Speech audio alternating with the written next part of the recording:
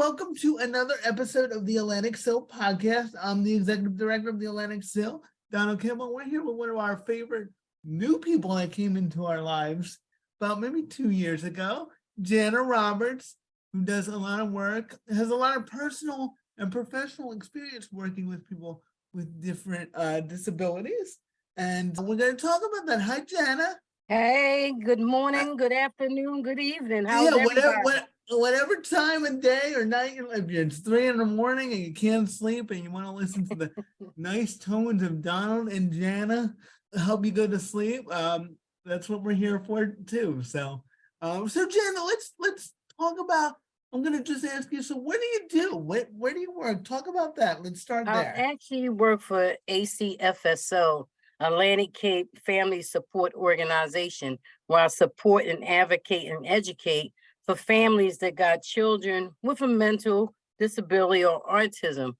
And pretty much we work in the field and we cater to the caregivers, making sure they have, that support in time of need, making sure there's resources that if they need.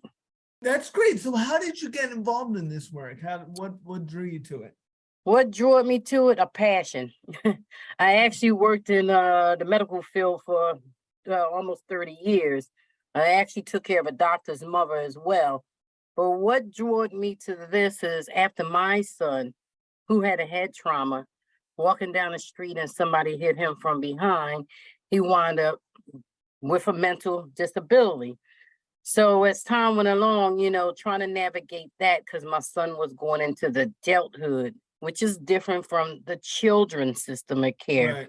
Right. So navigating that, and this place I asked about, and someone told me where to go, and I put in for it and got hired like a day later. And when I came in, it was like full force because I don't want nobody to go through what I'm going through when their kids age out as of 21.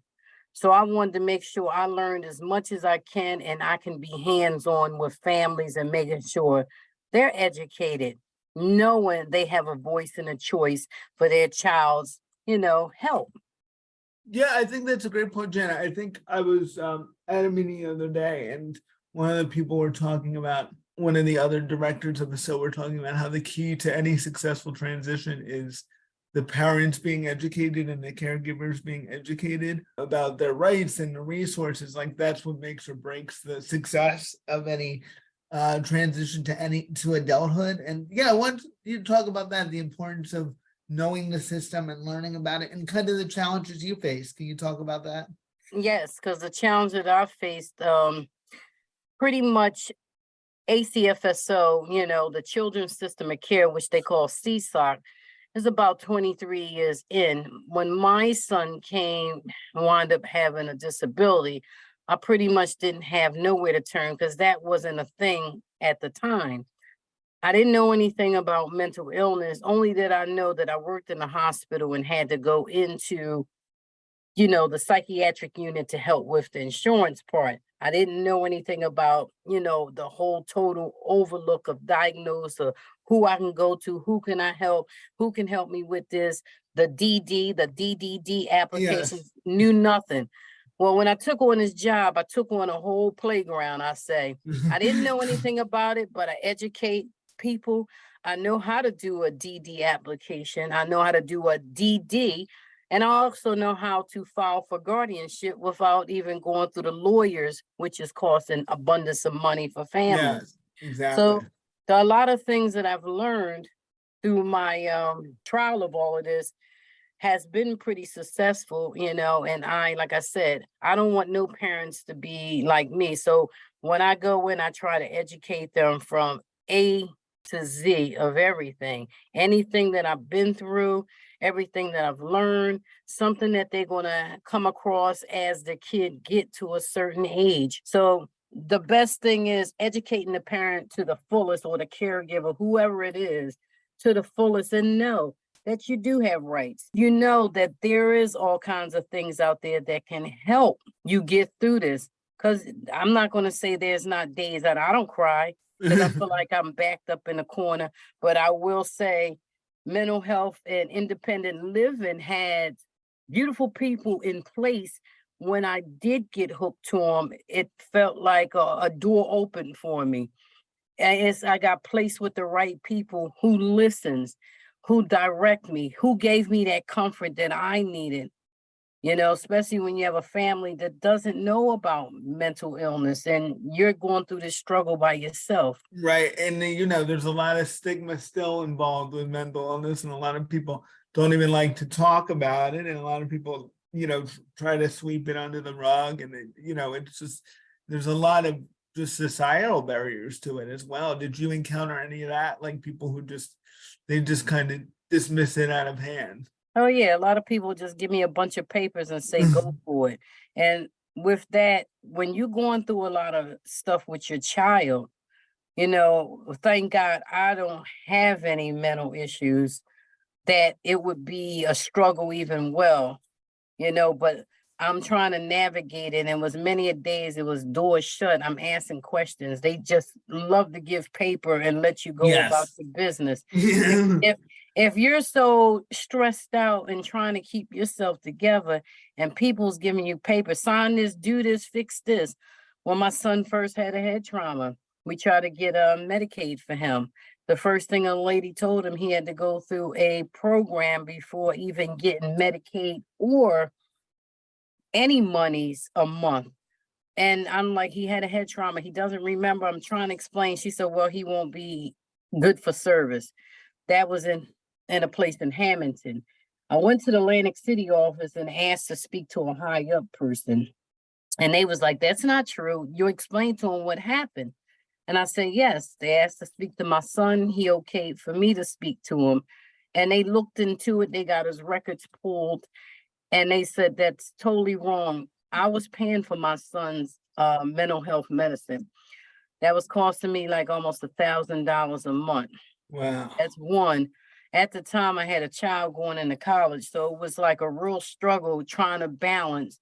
So between working a full-time job, picking up, doing odds and ends to make sure my son had, until the Medicaid came through.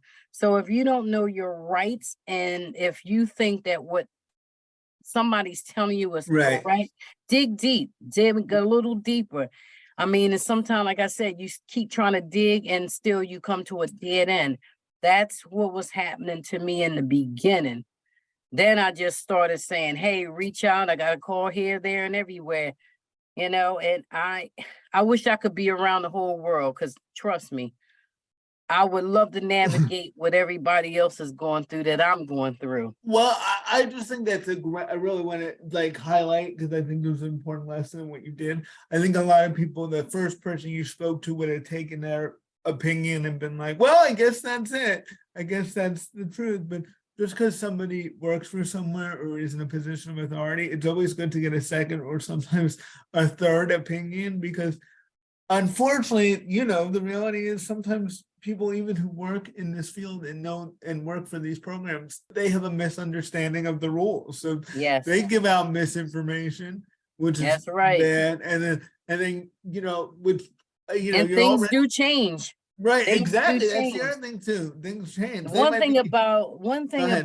the mental illness and trying to find out different things that's out there that can help your child, it's a hard thing, because depends upon, like we said, whose hands you fall into, that know enough, that knows that if you apply for this would happen.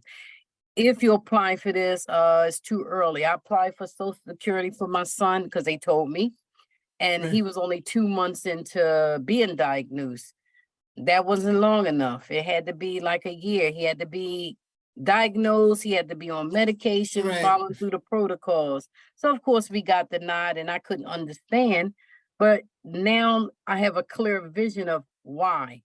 So now when people ask me different things, I can respond back and know what I'm saying is correct. Because one thing is giving incorrect information, and then you follow through, and then it falls through. So Yes. I always tell people, the internet has a lot, but sometimes is it pointing you in the right direction? Right, You know, our right, state laws may be one way, and some things you just can't get around. You know, of course, with right. the children at the age of 14, they can say they don't want to take medicine, and that Exactly. start working up a big problem as they get older.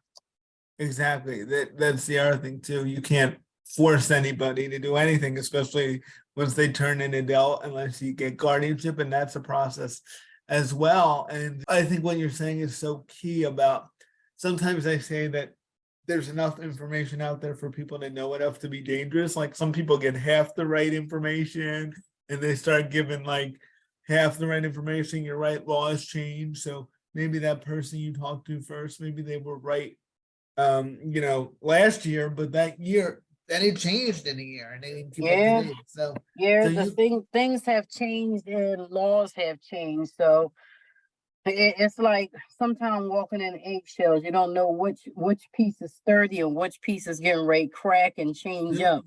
Because it can change in a blink of an eye. And of course, we're not getting all the memos on it. yeah, they're not Always, and I always tell people, try to stay connected with different things that's out there that deals with mental health, like right. independent living. Yeah, They have a yeah, lot of resources.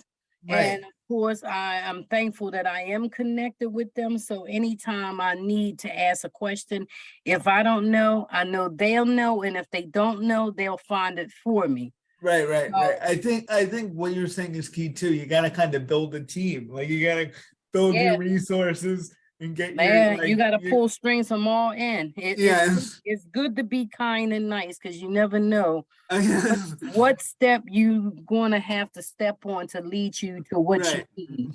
And you don't know where that person is going. That person you were nice to could end up being the next director of Medicaid. You have no idea what they're Exactly. gonna Hey, look do. how I meant you, Donald. I meant you, shoot.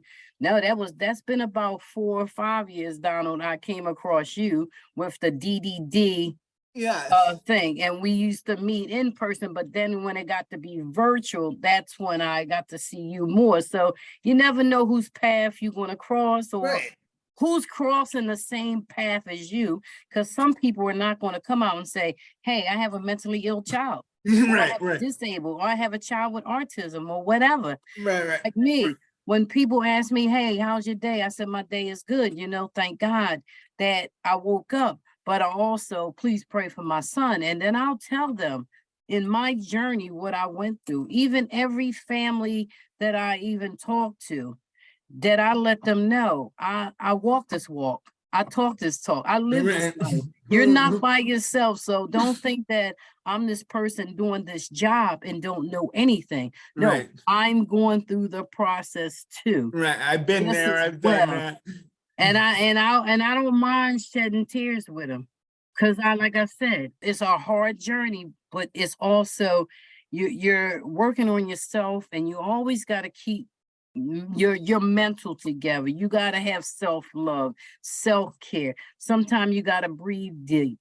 You may have that one friend that you can talk to, or if you don't have any friends that you can talk to, because some people don't want to hear it. The Right. first thing people will say is, hey, that child is grown. Right. Let, Yes. let him do what he want. He's grown. Forget about him. No, that's Right. my child. I birthed Right. that. First is Right. is my only son and my oldest. So no. Right. No, that's not how I agree. It's amazing the ignorant things people can say sometimes. And it's just, I think, comes from a place of really not getting it. You don't live that experience. So Yep, but you don't, until that happens to them, right. then they'll see, but they'll be calling you asking for questions and answers. And when you shut the door on them, then they'll know what to feel. Right, But right, being right, the person I am, I don't have room to shut a door. I right. like to open the doors. And if you want to learn and you want to know my journey, I'm going to tell you. I agree. So how is Michael doing now? How is he doing? Michael is doing okay. We have hiccups, but you know what? He just came home from Northbrook. That was a mental hospital. He came home and had a little struggles because Michael was a little homeless for a whole year, not by choice. He got approved a year ago for his place, Supposed to got the keys in 2 weeks last February. Didn't get his keys until this year, April, when he came home. When he came home, I didn't know how his living arrangements as far as bedding and this and that. And that's why I say it's good to be connected and somebody knows what you're going through, because there may be a pot there that they can give. Right. Exactly. And I thank God for Donald and his team, because when I mean they showed up and came through and helped me, my son has a beautiful furnished place. Yes, we're very And happy. and he smiles when he going. I said, man, you got a real nice place. He's keeping it clean.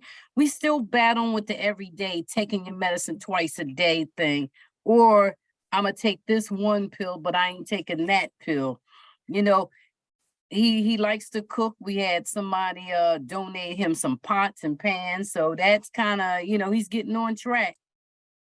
Yeah, I think it's great, and the way you said it's such a good thing too. We got a little pot of money. We were able to help furnish Michael's apartment, which we were so Yes. happy about doing, because we help people transition what we can.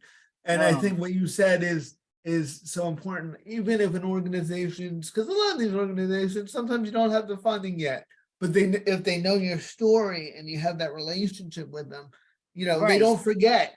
They don't forget. So when that money does come around, you're on their mind. Where Yep. some people, And like I said, I worked with Dawn, and let it me was tell awesome.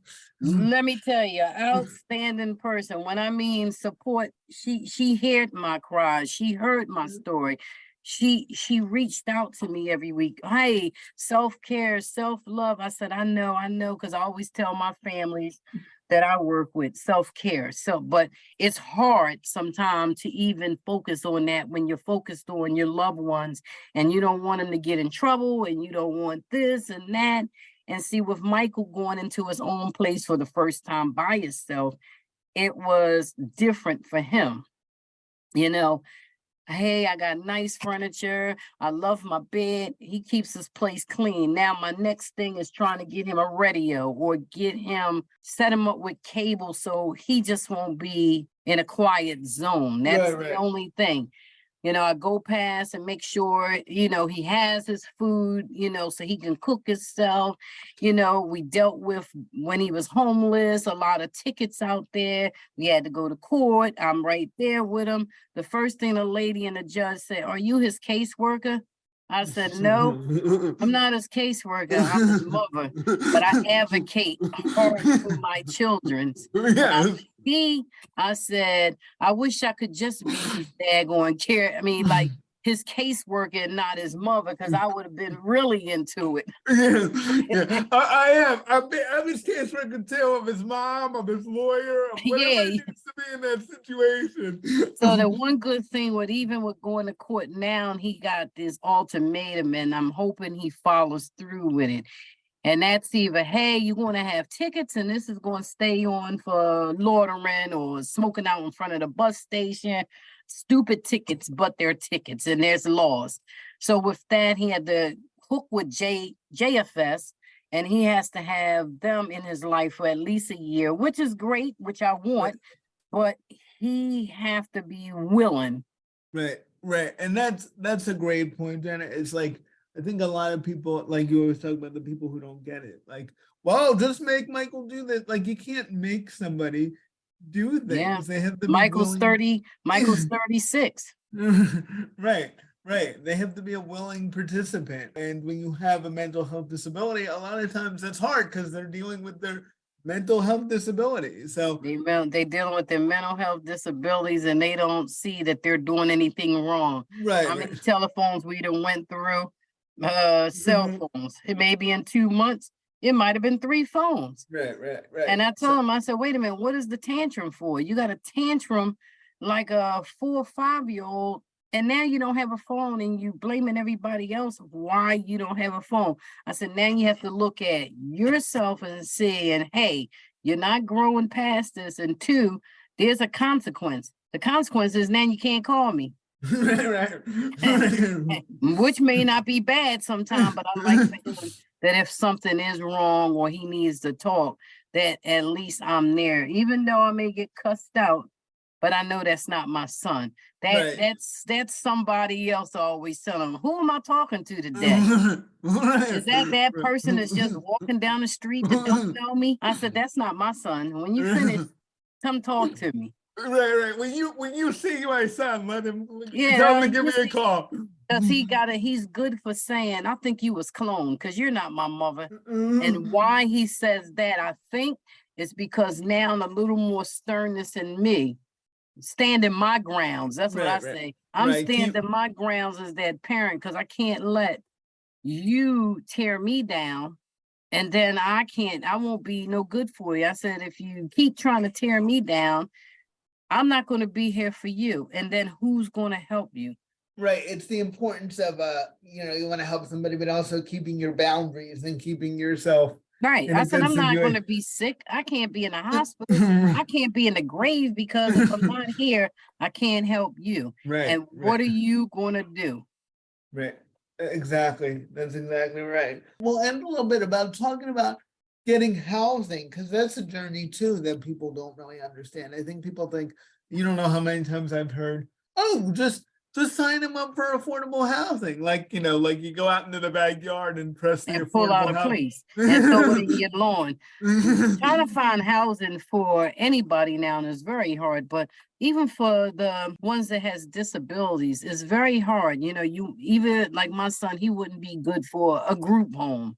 Right. He's very high function. If you didn't know him, you would think he's fine until you get to know him, and then you'll see some things come out that you'll be like, oh, wait a minute, something's wrong. But trying to find housing for a normal person, let alone somebody with a mental illness, is hard. If you had any kind of record on your, and they do a background check, that'll come up and may flag you. Yes. My son, when he first had the head trauma, walking down the streets of Atlantic City, somebody hit him from behind. Who knew he was going to have a mental illness after that? So after that, if somebody walked up to him, he would have said, hi, whatever, spoke. Hey, hold this for me. And he did. My son wound up doing 4 years.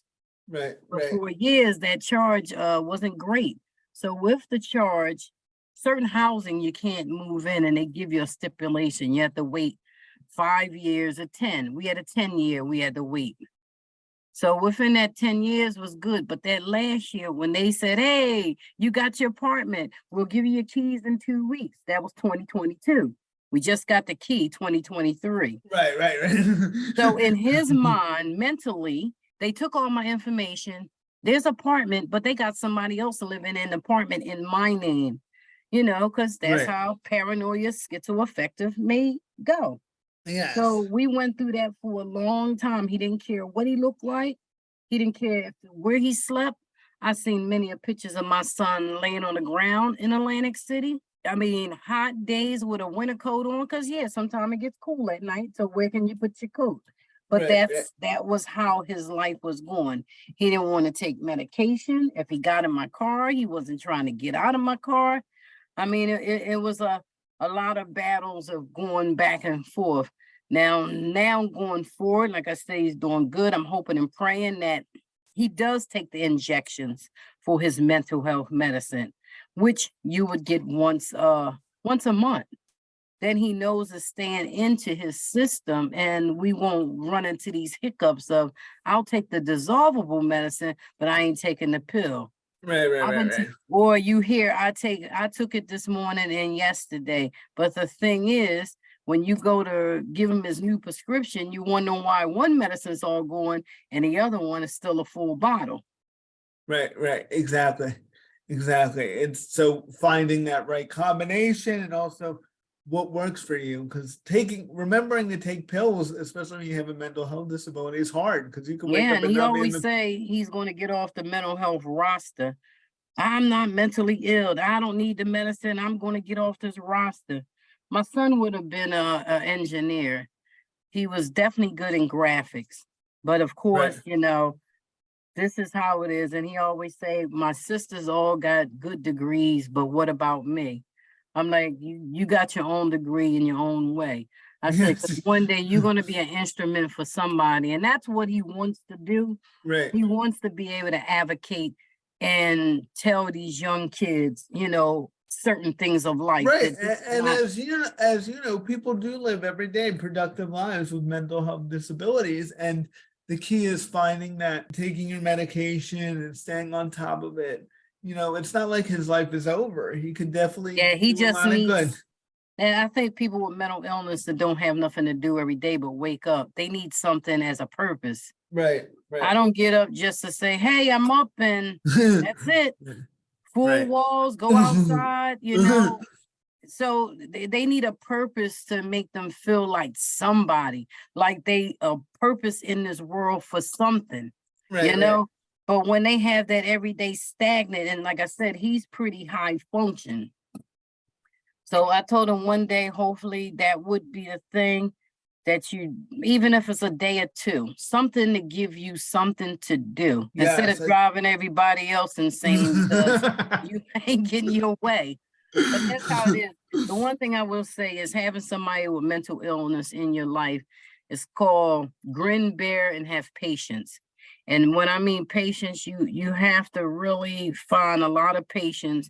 You always got to focus on yourself, self-care, self-love. Keep your mental together. I deal with families that have mental illness, that have kids. So how are you trying to educate them? At the same time, I'm trying to educate them about their mental health of staying on track so that they can be good for their kids. That gets complicated because sometimes when I deal with families like that, I often reflect back to my son. So this job I do, it's therapeutic for me. Right. So what would be your self-care advice? My About how self-care advice, oh boy. Okay, what I do for self-care, I drive. I put on the music a little. When I park, I sit back and relax. There's a certain part in my area where I live. I'll say West Atlantic City. I'll say on my travels, right. it's against the water and they got like a little thing look like a boardwalk. Always go over there and sit and just look at the waves. And I just feel like so refreshed. That's a And what great I thing. do say is, you know what? Thank God I made it to another day. And then I look at the ocean and saying the world is so spacious. For me to be worrying about and driving myself insane, my Right. own self, because where am I going to put myself? Either the grave or in the mental hospital. Right. I'm not going to be good for nobody. So my self-care, I sit back. Soda ain't something I should have, but I don't drink. So I'll have a soda. I'll sit there on the little steps and just enjoy the breeze.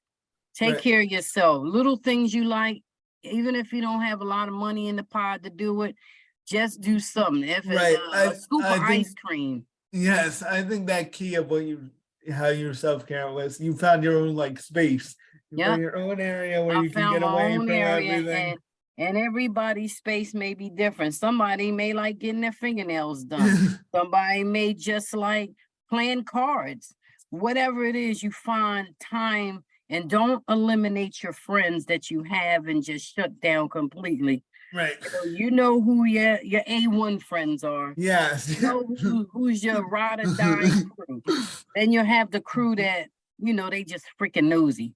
Right. Yes. They not Yes. there for you. They just to be in your business. So those you give them the BS you want to tell them, and Yes. the other ones who your strong troopers. But if you don't That's have it. that, You cry to the A1 friends and yeah, the your B A1 roster you friends can is tell gonna 'em. be there and they gonna say, come on, get it together. You can do it, you can do it. And I have quite a few that's been in my corner, old and young, that be like, Mom, come on. My girl to say, one of my close friends through high school, she'll call and check on me. Somebody else that I really don't know, they'll call and check on me because that's what you have to find a connection. You got to find a group. You got to find a place like Atlantic Independent Living who's there for you, who connects you to people, because Right. you need that. Right, right. You need your resources. You need your crew. You need your That's right. crew. You need a crew. You got to educate yourself every day. And I always tell people that's the key to the whole thing. Educating yourself, because mental health is tricky. It's hard to connect all the dots together. It's a big puzzle. And my puzzle, I'm getting more pieces to it as I go. And I would love to share with anybody who needs those little pieces of puzzle. And like I said, you always got to keep smiling. Stuff gets bad, it's horrible, but you still got to keep going. Right. And if you're lucky enough to have tomorrow, the day can turn around. So Every so no, day's different. Every right. day's different. I could talk to my son for an hour ago and he could be great. I can go see him and his whole attitude may be different. Right. And I'm like, Exactly. well, who was that now? And that's because it's either one or two things. He don't have something he wants. And I Right. tell him in life, it ain't you, you know you don't get everything you want. Right. Right. That's not Life. how life is. Nope. It doesn't roll like that. Nobody. My dad used to say when I was younger, "Whoever said life is fair." Nobody. Rockefeller was not a part of my family. Was not rich. We probably never going to be rich. And who cares? Because people who's rich have more problems than Right. people that's poor. Because they have to Right. worry about the IRS. They have to worry about claiming. At least you have a peace of mind. Ain't nobody trying to kill you to steal your money. Yes. It's all about perspective. It's all That's all about perspective. about perspective. How about that? Well, I think we should close on. If you want to tell a little bit more of your organization, how do people find you? Is there any cost associated? How does it work? No, ACFSO is connected with CSOC. Some people have to go through, their child may be in crisis. Look, I'm Okay. turning around. They may be in crisis and they may have to reach out to Perform Care. And that number would be 877-652-7624. That's of course in New Jersey. What they do is hook you to a therapist and stuff. And they'll send mobile come out and assess and see what's going on and seeing if the kid needs a therapist, a BA. If they feel as though that services was good and after 6 weeks, if not, then they'll connect you to CMO. CMO is we're brother and sisters. CMO deals with the care for the children. They put in the BAs, the therapists, the FSO, family support person. Right. And we deal with the wraparound. What it is, they put CMO in, CMO builds a team with the BA therapist, then they built on FSO. So we actually wrap around services around the families. That's what I do. And I Right. advocate for families. Right. And just so everybody knows, the acronym you use, what does BA stand for? Behavioral analyst. And what were the other ones? FSO. What is FSO? FSO, Family Support Organization. Okay, and you said another one that begins with C. CMO, that's the case manager. Right, that's Yep. the person like in Perform Care who would connect. Yes, Perform Care would add on to them. Yep. Yep, and Perform Care is care for people. Is it 18 and below, right? Is that how it works? No, it's actually below.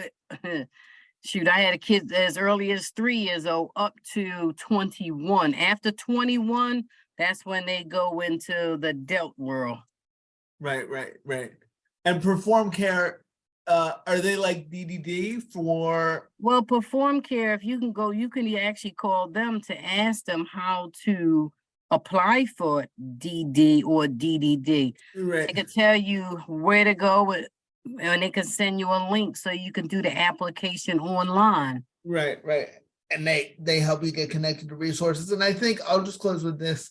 I think the key to really Janna's journey and her success is you have to show the initiative. You have to find these, like nobody knocked on Janna's door and was like, "Hey, we got all your resources right here." Like you have to be your advocate, and you have to be an advocate.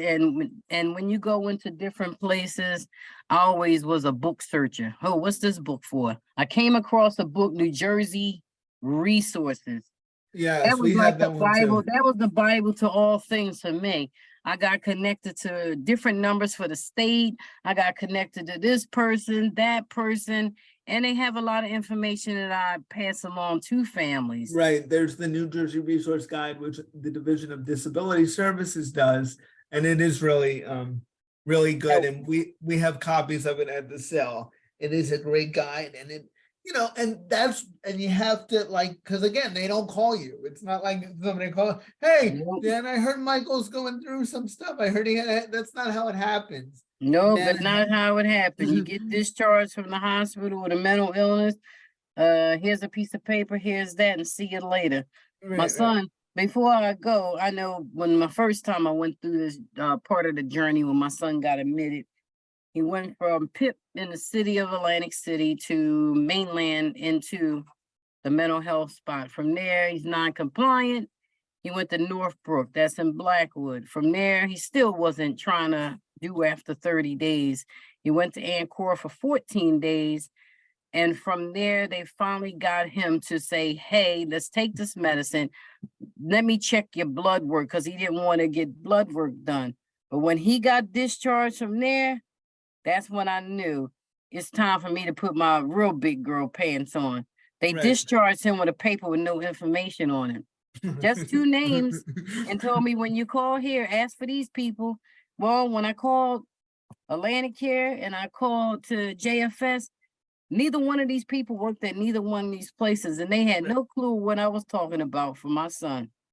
So Right. you yourself have to be real in tune and advocate, because that would have been a loose end that I could have said, okay, well, I guess that's it. no, I had to dig deep, and I had to call an advocate and call back up to Ancora and say, hey, y'all discharged him with nothing. Right, and Well, what what is going on? And they never called- called me back. But guess Right. what? Let me tell you the good thing about it. It's good to know somebody to know somebody. It was a CEO, president, something meeting they was had.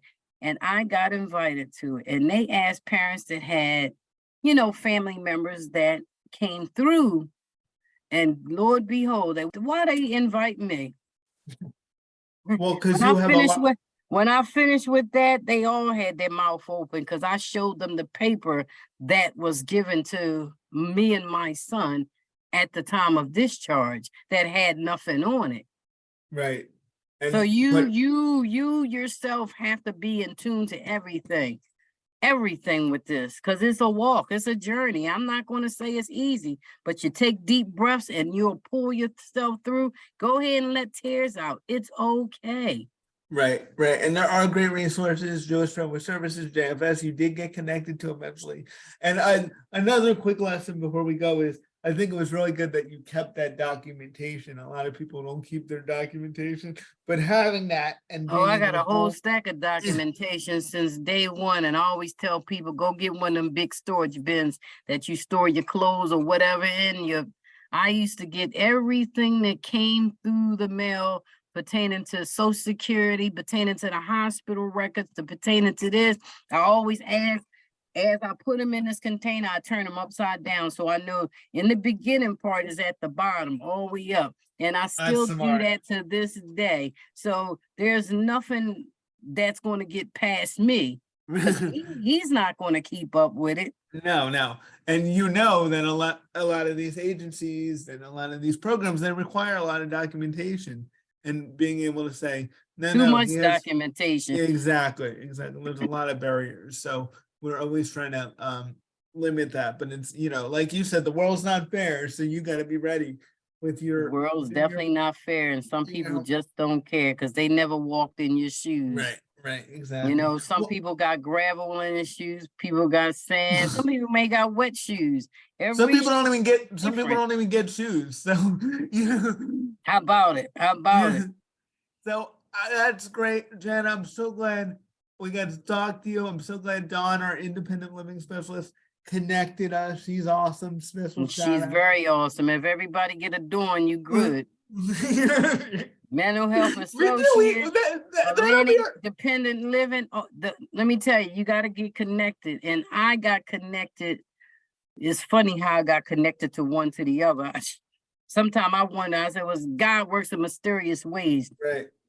My Right. old director, Andrea Burley, who used to work here, he was the one who gave me the number to Mental Health Associates. I got hooked with a person there named Megan, and Megan hooked me with Donald, but then I wound up getting hooked with Dawn. So it's a circle of I got a family now. Yes, our friends at the Mental Health Association in New Jersey, they're awesome. Megan is awesome. Phenomenal. She Yeah, and that's how I got hooked to you, and then I got hooked to Dawn. But like I was saying, I got a whole new circle of families. People right. understand what I'm going through. They'll listen to me, even though I may go into the same rant. They know the struggle and the hurt. They know the struggle is real, and yeah, special shout out to all those people, all those great organizations. I know Megan's out there doing awesome things. She left the Mental Health Association. She's doing awesome things now for another job. But Mental Health Association, they're still doing great things, and there's just great. And we're going to include a lot of the resources in the description of the podcast. So, like Jenna said, go connect to your resources and gotta be your own advocate. Thank you so much, Janna, for joining us. Anytime, anytime. And everybody have a great day. Self-care, self-love, keep your mental together. Right. Life is short. Right. And don't stop. Keep fighting. That's what I One always love, say. one love. Yes, thank you. Bye. All Bye, righty. everybody.